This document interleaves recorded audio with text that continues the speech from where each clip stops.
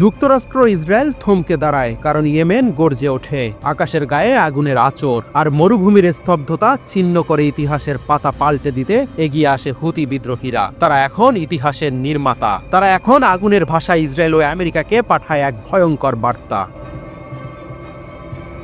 এটি আর কোনো সাধারণ সামরিক হামলা নয়, এটি ছিল ঘোষণা, এক উগ্র প্রতিশোধের ঘোষণা। ইয়েমেনি সশস্ত্র বাহিনী ক্ষেপণাস্ত্র ইউনিট শুরু করে তাদের গুণগত সামরিক অভিযান, দুটি ধ্বংসাত্মক ব্যালিস্টিক ক্ষেপণাস্ত্র দিয়ে।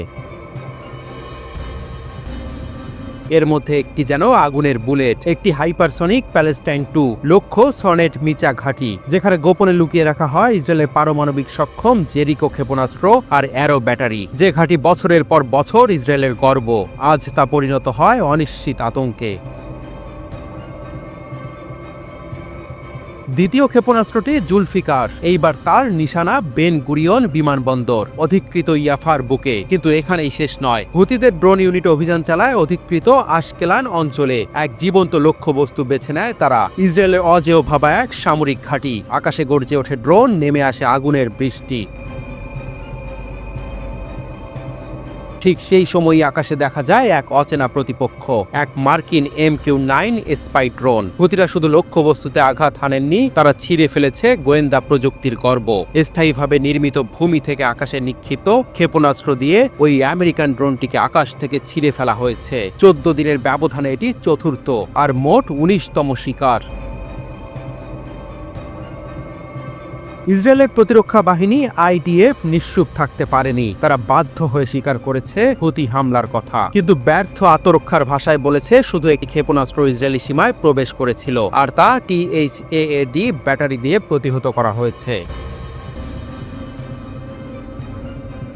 কিন্তু বিশ্লেষকরা জানেন, যখন একটি হাইপারসনিক মিসাইল আকাশ ছিঁড়ে আসে, তখন প্রতিরক্ষা কেবল কাগজে থাকে, বাস্তবে নয়। এটি হুতিদের পক্ষ থেকে কেবল এক হামলা নয়, এটি এক প্রচণ্ড বার্তা।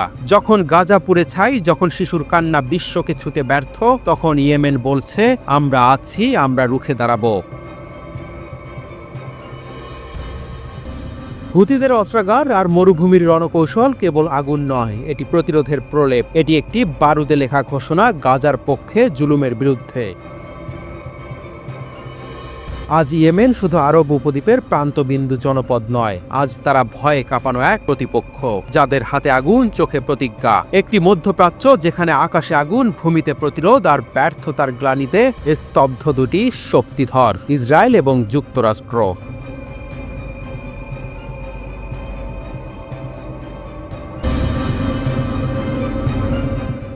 লোহিত সাগরের বুকে ভেসে থাকা একদা অদম্য মার্কিন রণতরী USS হ্যারি এস ট্রুম্যান আজ কি তবে নীরব? হুথিদের দাবির গর্জনে আজ বিশ্ব শুনছে এক নতুন ইতিহাসের শব্দ। হ্যাঁ, ট্রাম্প হুথি যুদ্ধের মধ্যেই ইয়েমেনি প্রতিরোধ গোষ্ঠীর এক বিস্ফোরক দাবি, যুক্তরাষ্ট্রের এই বিশাল বিমানবাহী রণতরী এখন আর সেবায় নেই। বাতাসে ভাসছে এক রুদ্ধশ্বাস জিজ্ঞাসা, এই কি তবে আমেরিকার আত্মঘাতী আত্মবিশ্বাসের পতনের শুরু? 13ই এপ্রিল এক্স প্ল্যাটফর্মে হুথি নিয়ন্ত্রিত সামরিক অ্যাকাউন্ট ঘোষণা করল, যুক্তরাষ্ট্র স্বীকার করেছে ট্রুম্যান এখন পরিষেবার বাইরে।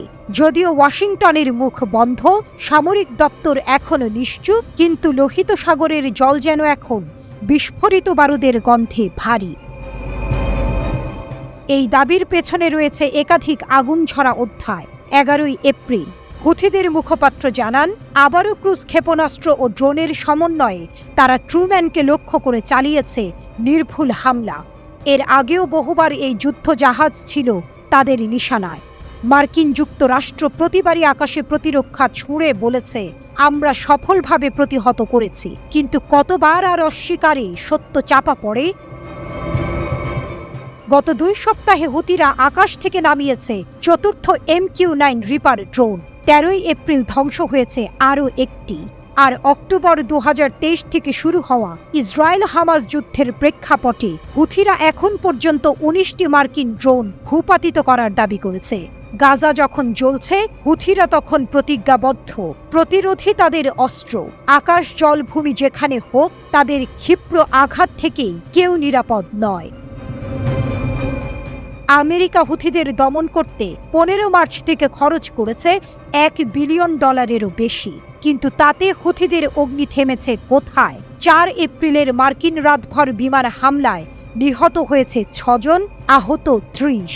হুথি স্বাস্থ্যমন্ত্রী জানিয়েছেন, এপি অনুসারে গত 1 মাসে 120 জন নিহত। হুথিদের হাতে ক্ষেপণাস্ত্র জুলফিকার, প্যালেস্টাইন 2 আর ড্রোন। শুধু প্রতিরক্ষা নয়, তারা আক্রমণ করছে, আবারও করছে, প্রতিবারই এক নতুন কৌশলে, এক নতুন বার্তায়, আমরা হার মানি না। ট্রাম্প বলেছিলেন, ধ্বংস করে দেব। আজ হুথিরা উত্তর দিচ্ছে, আমরা এখনো দাঁড়িয়ে আছি, আগুন হাতে। এ যেন এক নতুন অধ্যায়ের শুরু। হুথিদের আঘাত শুধু যুদ্ধের নয়, তা যুক্তরাষ্ট্রের অহংকারের মেরুদণ্ডে এক স্রোতস্বিনী ঘা। বিশ্লেষকদের মতে এ ধরনের হামলা ইঙ্গিত দিচ্ছে মধ্যপ্রাচ্যের সংঘাত আরও বিস্তৃত হতে পারে। বিশেষ করে গাজায় ইসরায়েলি বাহিনীর সামরিক অভিযানের জবাবে হুথি বিদ্রোহীদের এই প্রতিক্রিয়া যেন আরও স্পষ্ট হয়ে উঠছে। 18 মার্চ থেকে গাজায় নতুন করে সামরিক অভিযান শুরু করে ইসরায়েল। সেই সময় থেকে এখন পর্যন্ত ইয়েমেনি সশস্ত্র বাহিনী 20টিরও বেশি ব্যালিস্টিক ক্ষেপণাস্ত্র ও ড্রোন হামলা চালিয়েছে বলে জানা গেছে। শুধু ইসরায়েল নয়, হুথিরা এর আগে লোহিত সাগরে আন্তর্জাতিক বাণিজ্যিক জাহাজকেও একাধিকবার হামলার লক্ষ্যবস্তু বানিয়েছে।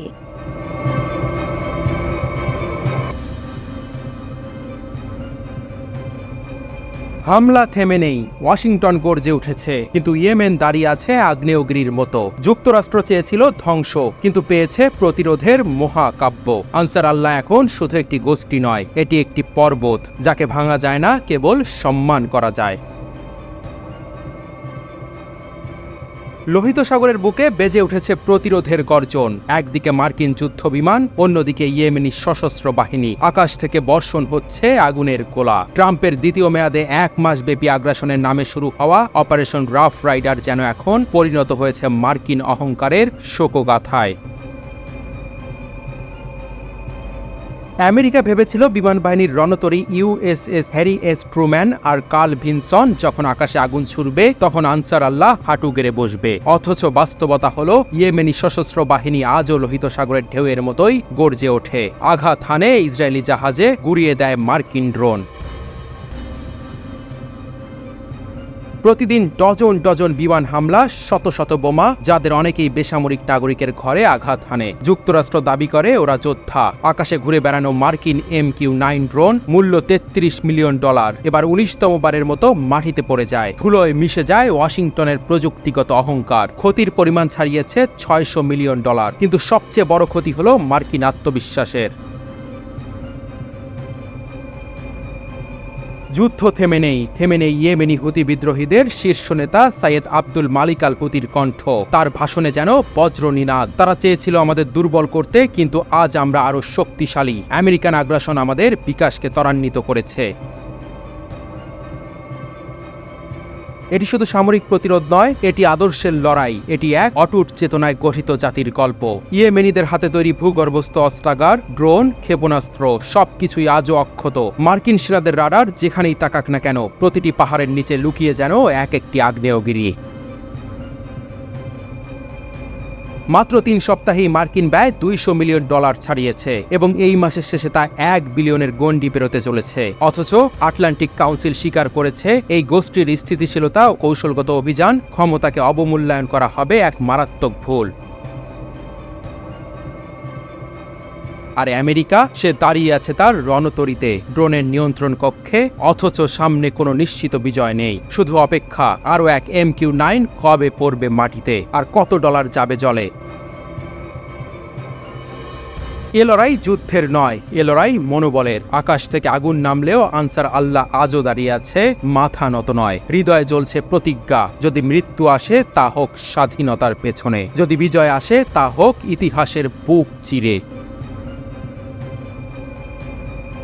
লোহিত সাগরের তরঙ্গে ভাসছে এক অমর গল্প, বিস্মিত হওয়ার নয় বরং বলে যাওয়ার। ইয়েমেনি সশস্ত্র বাহিনীকে ধ্বংস করে দিতে এসেছিল আমেরিকা, অথচ ইতিহাস লেখে এখন ইয়েমেন।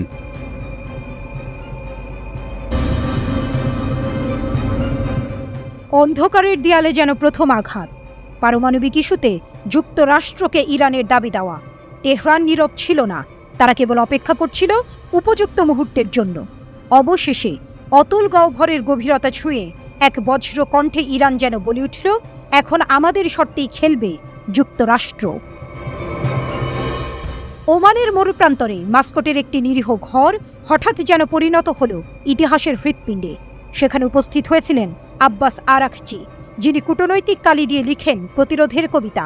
তার সামনে যুক্তরাষ্ট্রের প্রতিনিধি স্টিভ উইটকফ। চোখে ছিল দ্বিধা, মুখে ছিল চাপা সংকোচ। ইরান স্পষ্ট জানিয়ে দেয়, আমরা আলোচনায় রাজি, তবে শর্ত আমাদের।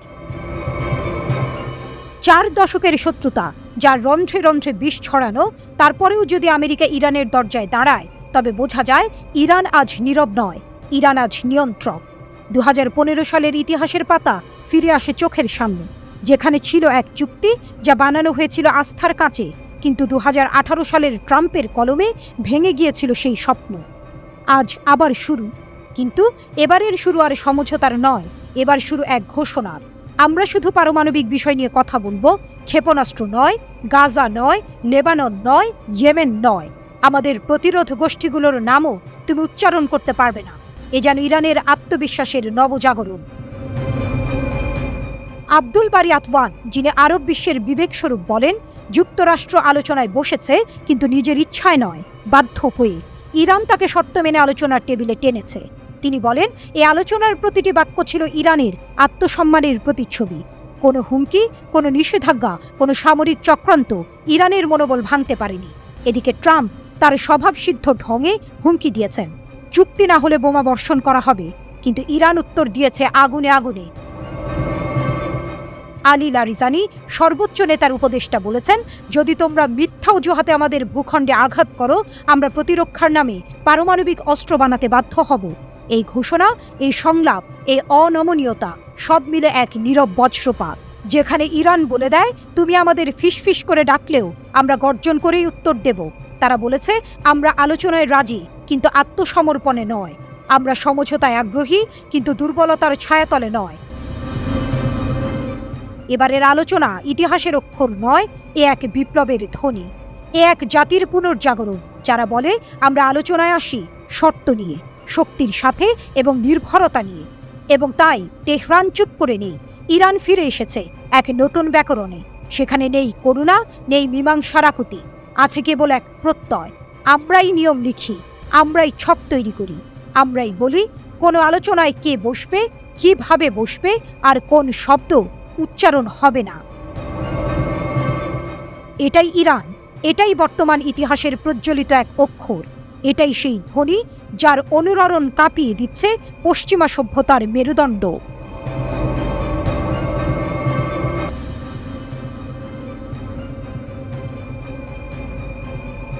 পারমাণবিক কর্মসূচি চলবে ঘোষণা দিয়ে আলোড়ন তুলে এখন ইরান পৃথিবীকে জানাচ্ছে তারা প্রস্তুত আরও এক বিপ্লবের জন্য। নতুন অস্ত্র, নতুন রণকৌশল এবং পুরনো ভয়কে নতুন করে শিহরণ জাগানো, এ যেন এক ঘোর লাগা কবিতা, যেখানে প্রতিটি শব্দ গোলার মতো বিস্ফোরক। আগুনের নিচে একটি জাতির জাগরণ। ইরানের নতুন অস্ত্রের ঘোষণা এক নতুন যুগের পূর্বাভাস। তারা যখন বলে আমরা প্রস্তুত, তখন তা নিছক শব্দ নয়, বরং এক প্রাচীন সভ্যতার বুক থেকে উঠে আসা বজ্রনিনাদ। পারমাণবিক তাস খেলার পর আজ ইরান অস্ত্রের নতুন এক অধ্যায় খুলে দিল। নতুন অস্ত্র, নতুন সৈন্য, নতুন ধ্বংসের সম্ভাবনা। ব্রিগেডিয়ার জেনারেল কিউমারেস হায়দারি, যার ঠোঁট থেকে শব্দ ছড়ে না, বরং শব্দগুলো ছুটে আসে যেন গোলার মতো, ঘোষণা করলেন, আমরা এমন অস্ত্র আনছি যা শুধু যুদ্ধ বদলাবে না, শত্রুর রাতের ঘুম কেড়ে নেবে।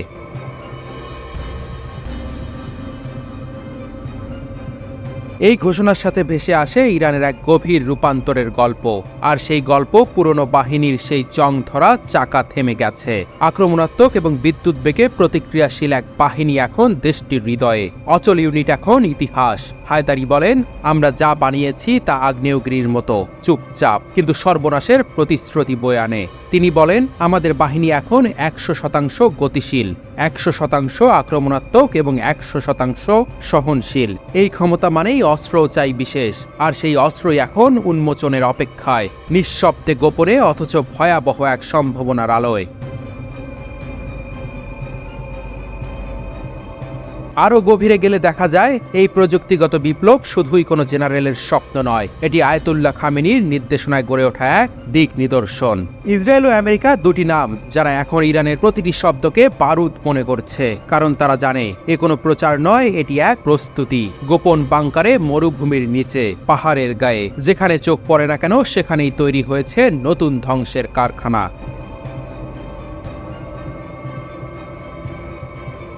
নতুন অস্ত্র আসছে, এমন অস্ত্র যা সংঘাতের মানচিত্র বদলে দেবে। হায়দারি বলেন, তাদের পুরনো অস্ত্রের ধুলো এখন ঝেড়ে ফেলা হচ্ছে, তার জায়গায় বসছে এমন প্রযুক্তি যা পৃথিবীর রণনীতি পুনর্লিখন করতে পারে। এদিকে আমেরিকার প্রেসিডেন্ট ডোনাল্ড ট্রাম্প, যিনি সম্প্রতি ওমানে আলোচনাকে ইতিবাচক ও গঠনমূলক বলছেন, সেই একই নিঃশ্বাসে আবার এক নতুন সতর্ক বার্তা পাঠিয়েছে ইরানকে। এটি যেন কূটনীতি এবং আগ্রাসনের এক অদ্ভুত দ্বৈরথ। কিন্তু হায়দারি তার ভাষণে কেবল প্রতিরক্ষার কথা বলেননি, তিনি বলেছেন আস্থা, আত্মবিশ্বাসের কথা। তিনি বলেন, আমাদের অস্ত্র কেবল ধ্বংস করার জন্য নয়, এটি আমাদের আদর্শের ধারক।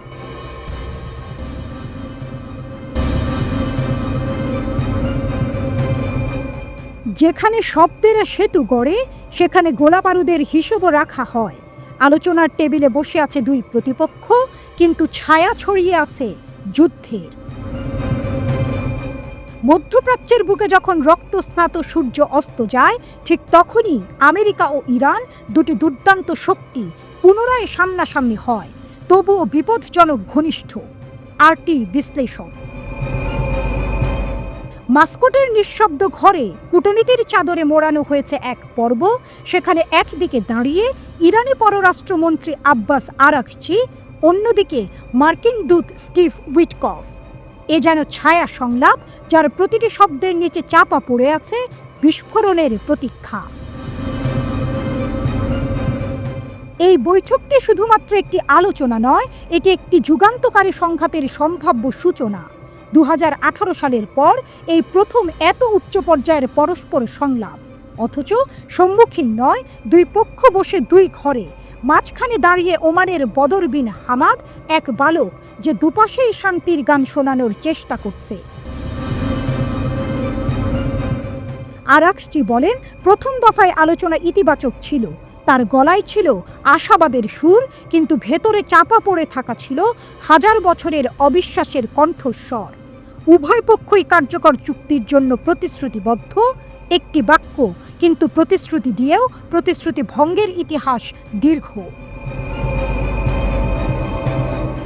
হোয়াইট হাউসও একই রকম এক কবিতা পাঠ করে আলোচনাকে গঠনমূলক আখ্যা দেয়। ট্রাম্প, সেই অদ্ভুত কূটনৈতিক যোদ্ধা, ইসরায়েলি নেতার পাশে বসে বলেন, আমি মনে করি তারা ভালোই চলছে, কিন্তু এটি সম্পন্ন না হওয়া পর্যন্ত কিছুই গুরুত্বপূর্ণ নয়। এ যেন বাজ পড়ার আগে নির্জনতা। কিন্তু এই সংলাপের ছায়ায় দাঁড়িয়ে আছে এক বিশাল প্রশ্ন, বিশ্বাসহীনতার অন্ধকার। তেহরানের কণ্ঠে এক চুপচাপ ক্ষোভ। ওয়াশিংটনের প্রতিশ্রুতি বিশ্বাস করা যায় না। 2015 সালের চুক্তি থেকে একতরফা সরে যাওয়ার পর এই সন্দেহ যেন ইরানের কণ্ঠে স্থায়ী হয়ে গেছে। তাদের দাবি এখন স্পষ্ট, নিষেধাজ্ঞা উঠিয়ে নাও, হিমায়িত সম্পদ মুক্ত করো, ভবিষ্যতের হামলা থেকে রক্ষা দাও। এসবই বাস্তব, কিন্তু ওয়াশিংটনের দৃষ্টিতে যেন এই দাবিগুলো এক একটি অতিকায় দেয়ালের মতো। একদিকে ইরান, যার আলোচনার অবস্থান এখন অনেক দুর্বল। এক সময়ে যার চারপাশে ছিল প্রক্সি শক্তির বলয়, হিজবুল্লাহ, হামাস, ইরাক সিরিয়ার শিয়া গোষ্ঠী, আজ তাদের অনেকেই নিস্তেজ, কোণঠাসা। বাগদাদও এখন আর একতরফা সুরে কথা বলে না, বরং ভারসাম্যের পথ খুঁজছে। অথচ তেহরান এখনো দাবির ঝাঁঝে কোমলতা হারায়নি, একান্ত দৃঢ়, একরোখা। এ যেন বাতাসে ভাসতে থাকা দাবানল, শান্ত কিন্তু বিধ্বংসী। ইসরায়েলের দিকে দৃষ্টি ফেরালে দেখা যায় ইরান হঠাৎই 2024 সালে প্রায় 200টি ক্ষেপণাস্ত্র ছুঁড়ে ফেলে। কিছু বিমান প্রতিরক্ষা ভেদ করে নেভাতিম ঘাঁটিতে আঘাত হানে। এটি ছিল বার্তা, যুদ্ধ চাইনি, তবে চাইলে পারি। মধ্যপ্রাচ্যে আমেরিকার 40,000 সেনা মোতায়েন। এক ড্রোন জানুয়ারিতে জর্ডানে ঢুকে 3 জন মার্কিন সেনাকে হত্যা করে। ইতিহাস স্মরণ করায় 2020 সালে সোলাইমানির হত্যার প্রতিশোধে ইরাকের ঘাঁটিতে ইরানের ক্ষেপণাস্ত্র। তাই মার্কিন ঘাঁটিগুলিও এখন লক্ষ্যবস্তু, কিছু কাছাকাছি, কিছু কম সুরক্ষিত। কৌশলগতভাবে দুর্বল কিন্তু প্রতিশোধের জন্য উপযুক্ত। কিন্তু একবার আমেরিকার হৃদয়ে আঘাত মানেই সম্ভাব্য আগুনের অগ্ন্যুৎসব। হরমুজ প্রণালী বিশ্ব জ্বালানির ধমনী। ইরান সেখানে হুমকি ঝুলিয়ে রাখে যেন শেষ অস্ত্র। বন্ধ করলেই বিশ্ব কাঁপবে, কিন্তু কাঁপবে ইরানও। তেল রপ্তানি বন্ধ মানে চীনের চক্ষুশূল হওয়া। বেইজিং যার কাছ থেকে তেল নেয় তার কাছেই শান্তি চায়। এই পুরো নাট্যশালায় আলোচনার নামে যে অঙ্ক চলছে তার শেষে কেউ জানে না পর্দা নামবে না যুদ্ধ নামবে।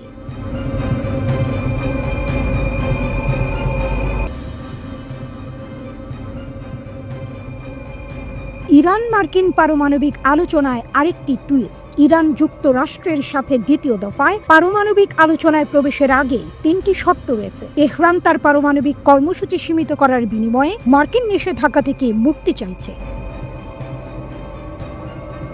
ইরানের শর্ত, ইরান মার্কিন যুক্তরাষ্ট্রের কাছ থেকে পারমাণবিক সম্পর্কিত নিষেধাজ্ঞা দ্রুত শিথিল করতে চায়। ইরান কোটি কোটি ডলারের হিমায়িত সম্পদের এক্সেস চায়। তেহরান চায় চীনা ইরানি তেল ক্রেতাদের ওপর মার্কিন চাপের অবসান। শনিবার ওমানের রাজধানী মাস্কটে অনুষ্ঠিত পরোক্ষ আলোচনার সময় এই অনুরোধগুলি করা হয়েছিল। বৈঠক সম্পর্কে ব্রিফ করা ইরানি এবং ইউরোপীয় কর্মকর্তাদের মতে এই আলোচনা কয়েক বছরের মধ্যে ইরান এবং মার্কিন যুক্তরাষ্ট্রের মধ্যে সর্বোচ্চ পর্যায়ের আলোচনার সূচনা করেছে। উভয় পক্ষই মাস্কট আলোচনাকে ইতিবাচক এবং গঠনমূলক বলে বর্ণনা করেছে। হোয়াইট হাউস দীর্ঘদিন ধরে স্থগিত আলোচনায় ওমান বৈঠককে এক ধাপ এগিয়ে বলে উল্লেখ করেছে। ইরানের পররাষ্ট্রমন্ত্রী আব্বাস আরাকচি পরিবেশকে শান্ত এবং সম্মানজনক বলে বর্ণনা করেছেন। তিনি নিশ্চিত করেছেন যে 19 এপ্রিল শনিবার দ্বিতীয় দফার আলোচনা অনুষ্ঠিত হবে। প্রথম অধিবেশন হিসেবে এটি একটি গঠনমূলক বৈঠক ছিল। এটি একটি শান্ত এবং অত্যন্ত সম্মানজনক পরিবেশে অনুষ্ঠিত হয়েছিল। কোনো অপ্রাসঙ্গিক ভাষা ব্যবহার করা হয়নি এবং উভয় পক্ষই উভয় পক্ষের কাছে গ্রহণযোগ্য এবং সমান ভিত্তিতে পরিচালিত একটি চুক্তিতে পৌঁছানোর লক্ষ্যে এই আলোচনা চালিয়ে যাওয়ার প্রতিশ্রুতি দেখিয়েছে, আরাকচি বলেন। আরাকচি আরও বলেন যে আমেরিকান পক্ষ যত তাড়াতাড়ি সম্ভব একটি চুক্তিতে পৌঁছানোর লক্ষ্য ব্যক্ত করেছে, তবে তিনি স্বীকার করেছেন যে এটি সহজ হবে না এবং উভয় পক্ষের কাছ থেকে প্রয়োজনীয় প্রতিশ্রুতি প্রয়োজন। আমাদের প্রতিপক্ষরা আগে একটি ন্যায্য এবং উপযুক্ত চুক্তিতে পৌঁছানোর জন্য তাদের আগ্রহ দেখানোর জন্য যথেষ্ট প্রচেষ্টা করেছে, আরাকচি আরও বলেন। তিনি বৈঠকের সমাপ্তি সম্পর্কে আরও মন্তব্য করেন, আমি মনে করি এটি একটি স্বাভাবিক বিষয় ছিল। শেষে আমরা যখন যাচ্ছিলাম তখন দুটি প্রতিনিধি দল একে অপরের সাথে দেখা করে এবং আমরা কয়েক মিনিট কথা বলি। আমেরিকান কূটনীতিকদের সাথে আমাদের আলাপচারিতায় আমরা সর্বদা কূটনৈতিক ভদ্রতা পালন করেছি এবং এবারও এটি একটি প্রাথমিক বিনিময়, একটি মৌলিক শুভেচ্ছা ইত্যাদির মধ্যে সীমাবদ্ধ ছিল এবং তারপরে আমরা অনুষ্ঠান স্থল ছেড়ে চলে এসেছি। এটি অসাধারণ কিছু ছিল না। মার্কিন দূত স্টিভ উইটকফ ইরানি প্রতিনিধিদের সাথে পরোক্ষ আলোচনায় ওয়াশিংটনের প্রতিনিধিত্ব করেছিলেন। দুই প্রতিদ্বন্দ্বী প্রতিনিধি দলের মধ্যে মধ্যস্থতা করার জন্য ওমানের পররাষ্ট্রমন্ত্রীকে প্রশংসা করা হয়েছে। মার্চের শুরুতে রাষ্ট্রপতি ট্রাম্প ইরানের সর্বোচ্চ নেতার কাছে একটি নতুন চুক্তির জন্য একটি চিঠি পাঠিয়েছিলেন এবং ইরান যদি আলোচনার মাধ্যমে চুক্তি প্রত্যাখ্যান করে তবে সম্ভাব্য সামরিক প্রতিক্রিয়ার বিষয়ে সতর্ক করেছিলেন। ইরানের রাষ্ট্রপতি মাসুদ পেজেশকিয়ান বলেছেন, তেহরানের নেতৃত্বে মার্কিন যুক্তরাষ্ট্রের সাথে সরাসরি আলোচনা প্রত্যাখ্যান করেছে। তেহরান জোর দিয়ে বলেছে, ভবিষ্যতের আলোচনা কেবল তৃতীয় দেশের মাধ্যমে মধ্যস্থতা করা উচিত। মার্কিন যুক্তরাষ্ট্র মাস্কোটে ইরানের ইউরেনিয়াম সমৃদ্ধকরণ কর্মসূচি বন্ধ করার দাবি করেনি, বরং পারমাণবিক পদার্থকে অস্ত্রে পরিণত করা থেকে বিরত রাখার উপর দৃষ্টি দেওয়া হয়েছিল।